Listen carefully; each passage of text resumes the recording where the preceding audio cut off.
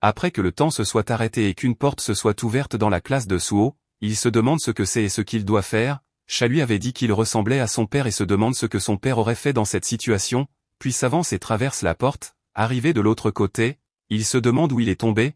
La porte se referme derrière lui et il comprend que le chemin du retour est bloqué, donc il doit avancer. Suo est émerveillé en regardant le couloir rempli d'armes lorsqu'une fenêtre système apparaît soudainement, expliquant ce qu'est une hallebarde foudroyante, ce qui effraie Suo. Il réalise rapidement que toutes les armes ont ce genre de fenêtre et que ça ressemble à un jeu. Il se demande s'il doit en choisir une. Il y a hallebarde foudroyante, l'exosquelette du centipède du désert, Claymore du massacreur, trident renforcé des Nagas, marteau de rage, marteau de forgeron nain, bâton de l'avidité de Croc, massue du dragon noir. En explorant le couloir, il comprend qu'il y a des restrictions de niveau pour choisir les armes. En les regardant de plus près, il se demande si elles sont là parce qu'elles sont nulles. Sceptique à l'idée d'utiliser des armes aussi nulles, il aperçoit la dague emblématique de Jinwoo, le tueur de chevaliers. En voyant les gantelets, Suo se dit que les épées sont trop clichés et décide d'essayer ses gantelets. En les enfilant, il se sent un peu amélioré et une fenêtre de statut s'ouvre pour afficher ses informations.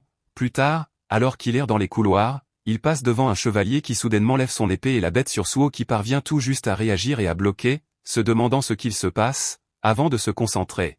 Briser la garde du chevalier et le frapper rapidement jusqu'à ce qu'il se casse. Le système l'informe qu'il a monté de niveau juste au moment où il se retourne, se souvenant qu'il y avait beaucoup d'autres chevaliers sur le chemin, et cette histoire parallèle continue.